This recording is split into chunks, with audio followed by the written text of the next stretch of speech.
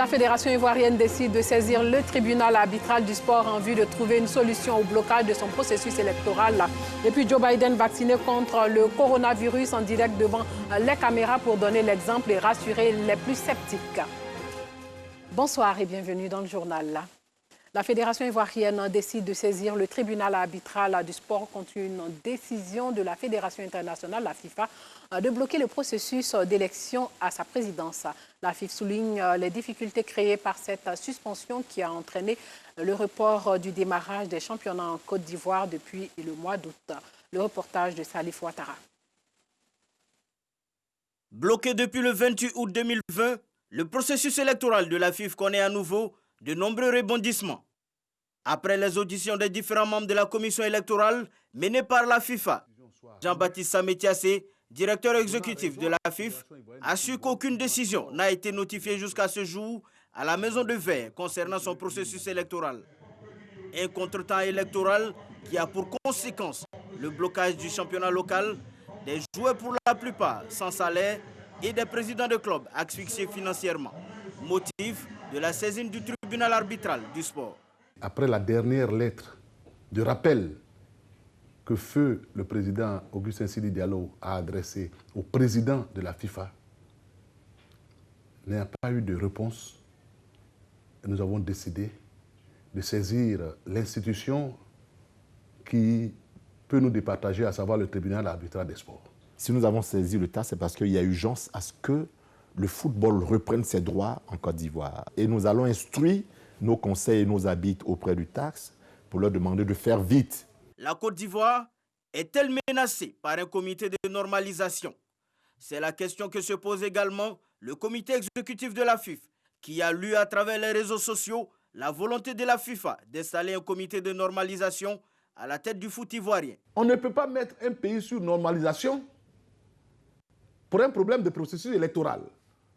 La normalisation peut se faire pour un problème de malgouvernance. Si ils prennent une décision qui est défavorable à la fédération, qui froisse les intérêts de la fédération, nous allons saisir le TACS. Lancé le 28 juillet 2020 par l'examen des dossiers de candidature à l'élection du président de la FIFA, le processus électoral de la Maison de Verre s'est trouvé bloqué suite à un contentieux entre divers membres de la commission électorale avant que la FIFA ne se saisisse du dossier. Un dossier électoral qui devient finalement un casse-tête. La direction de la protection de l'enfant, elle vient de redynamiser son système d'information relatif aux droits et protection justement de l'enfant. Il s'agit du numéro vert gratuit 116 et l'application mobile Allo 16, des outils innovants pour créer une interaction entre population et agents de la direction de la protection de l'enfant. Ces outils ont été présentés hier en présence de Noussangaré et Alassane Drabo. La Côte d'Ivoire redynamise son système d'information relatif aux droits et protections de l'enfant. Désormais, pour toute dénonciation liée aux droits de l'enfant, les populations devront appeler le numéro 116 Allo Enfant en détresse ou se rendre sur l'application mobile Allo 116, des numéros verts gratuits pour créer une interaction entre population et les agents de la direction de la protection de l'enfant. 116 Allo Enfants en détresse est une ligne pour assister les enfants en situation de détresse, des enfants en danger, des enfants vulnérables. Lorsque vous essayez le vocal et que le vocal peut être difficile parce qu'on vous met longtemps en attente, ça peut arriver, immédiatement l'application mobile et web vous permet d'entrer en contact via un smartphone ou bien l'ordinateur pour que nous puissions entrer en contact aussi avec vous. Outre la dénonciation, ces outils innovants ont un volet éducatif et informatif dont le but est de permettre aux populations de mieux s'informer sur les droits des enfants. Maintenant, le retour est possible. Nous devenons actifs en envoyant des informations sur une option qui donne des informations et chacun d'entre nous peut savoir l'actualité sur la question des enfants. Il y a une foire aux questions. Cette foire aux questions permet de donner des précisions sur les questions relatives à la protection des enfants. Qu'elles soient physiques, psychologiques, sexuelles ou liées à l'exploitation et aux pratiques traditionnelles, les violences faites aux enfants constituent un frein à leur épanouissement. En Côte d'Ivoire, 3807 cas de violence ont été enregistrés en 2019. Le projet Emploi Jeunes et Développement présente son bilan. Notre reporter Franck Quadio nous donne plus de précisions sur cette question. 59 000 jeunes ont bénéficié d'accompagnement, de financement du projet et certains d'accès à l'emploi de 2012 à 2020, et cela dans le cadre du projet Emploi Jeunes et Développement, PGDEC. Après les 2 premières phases, c'est le moment du bilan. 50 milliards de francs CFA entre 2012 et 2020. Les résultats probants, à savoir le taux de réalisation de 110% par rapport aux objectifs fixés, avec un taux global de 72% d'insertion des jeunes, sont le fruit d'une implication participative et inclusive de l'ensemble des acteurs dans la mise en œuvre de ce projet. Mais déjà que de satisfaction pour les jeunes bénéficiaires, partenaires et prestataires concernés par le PGDEC. J'ai fait un BT en agriculture, mais avec l'appui du projet incubateur, ça m'a permis de comprendre qu'est-ce que l'entrepreneuriat agricole et de pouvoir mettre en place une structure. C'était pour moi une aubaine. Donc de postuler sur ce site-là, vu que c'était pourvoyeur d'emploi pour les jeunes et tout. Donc j'ai simplement postulé, puis bon, de faisant, j'ai été retenue quelque part. Au regard de ce projet, ceux qui n'avaient pas du boulot aujourd'hui sont des entrepreneurs. D'autres aussi, on peut, avec ça, se caser dans la société. Donc on peut dire que le projet, ça a été un bon projet. Notons que la particularité du PGDEC, c'est l'inscription dans la continuité.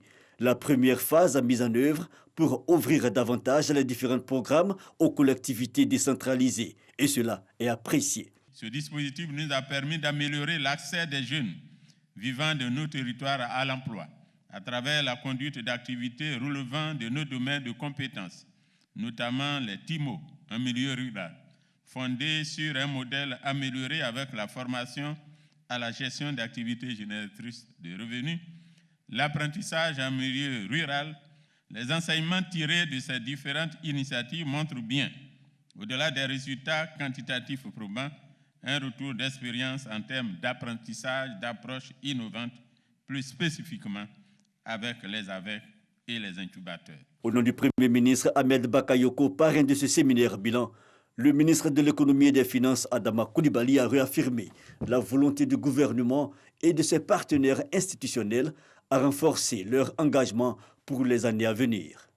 L'objectif à atteindre sur les 5 prochaines années, c'est de pouvoir permettre à 2 millions de jeunes de disposer d'un emploi décent en leur procurant des opportunités et des formations qui leur offriront de véritables perspectives.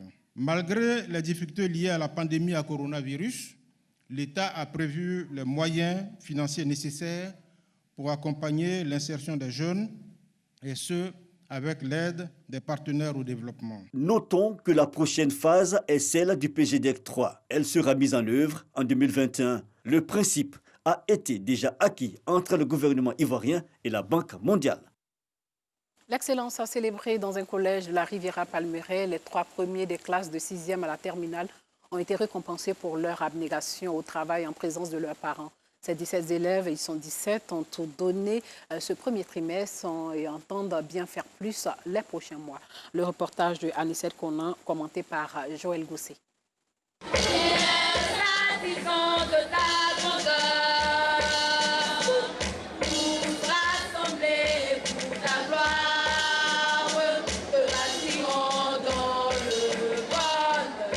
Parents d'élèves, enseignants et encadreurs étaient présents pour la célébration de l'excellence dans cet établissement situé à la Riviera Palmeraie Saint-Viateur.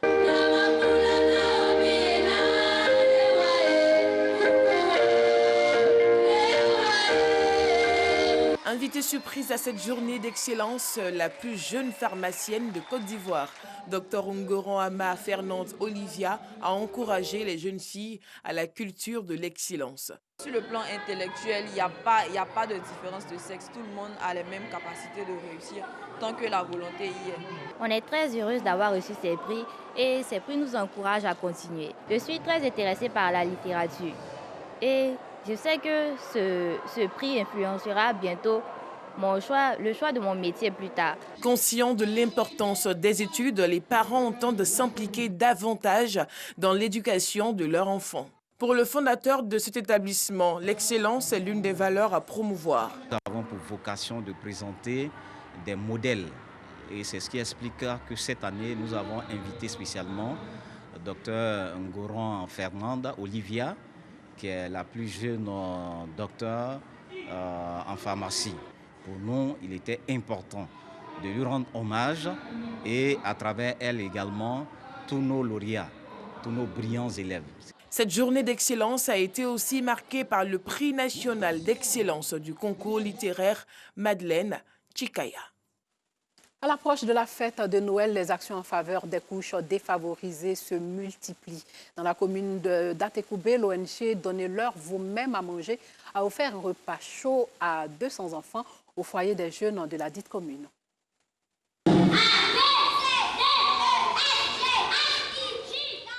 Des jeux, des chants, des pas de danse au foyer des jeunes de la commune d'Atekoubé. L'ONG Donnez-leur vous-même à manger dans le cadre de ses actions de bienfaisance y a posé ses valises pour restaurer 200 enfants des couches défavorisées. Donner le sourire à des personnes qui sont en détresse. Pourquoi Atekoubé? On a juste choisi Atekoubé. On fera le tour des 10 communes d'Abidjan par la grâce de Dieu. Ces enfants n'ont pas manqué d'exprimer leur gratitude aux responsables de l'ONG. Je suis contente parce que l'ONG est venue. On a mangé, on s'est amusé. Ils nous ont donné des cadeaux. Donc je suis contente. Pour ça, la joie. Je dis merci beaucoup à l'ONG pour tout ce qu'ils font pour nous. Que Dieu les rende au sentier. Les responsables de l'ONG Donnez-leur vous-même à manger ne comptent pas s'arrêter à cette commune. Et pour pérenniser cette action sociale, ils sollicitent l'appui de partenaires. Nos besoins, ils sont nombreux. Alors, on a besoin de mains tendues, on a besoin de philanthropes, on a besoin d'altruistes pour nous aider à pouvoir donner le sourire à des personnes qui sont en détresse. L'ONG existe depuis 2015 et compte faire plaisir à plus de 1000 enfants vivant dans des conditions difficiles en cette période de Noël. Et pour finir, sachez que pour donner l'exemple et rassurer les plus sceptiques, Joe Biden a reçu en direct devant les caméras de télévision la première dose d'un vaccin contre le coronavirus. Une vaccination devant les caméras de télévision et les photographes pour rassurer les Américains encore sceptiques. Le futur président des États-Unis, Joe Biden, a reçu ce lundi sa première dose de vaccin contre la COVID-19. Je fais ça pour montrer que les gens doivent être prêts à se faire vacciner lorsque ce sera possible de le faire. Il n'y a pas de quoi s'inquiéter. J'attends avec impatience la deuxième injection. Accompagné de son épouse qui s'est aussi faite vacciner, Joe Biden a remercié les scientifiques, ces héros qui ont rendu cela possible. Il a par ailleurs appelé les Américains à respecter les mesures sanitaires prises pour faire barrage à la pandémie. Alors que le pays le plus endeuillé au monde par la COVID-19, avec plus de 319 000 décès, fait face à une seconde vague meurtrière. Joe Biden recevra la seconde dose du vaccin nécessaire pour octroyer l'immunité avant sa prise de fonction le 20 janvier 2021. Voilà, c'est la fin de ce journal. Merci de l'avoir suivi et surtout, portez-vous bien.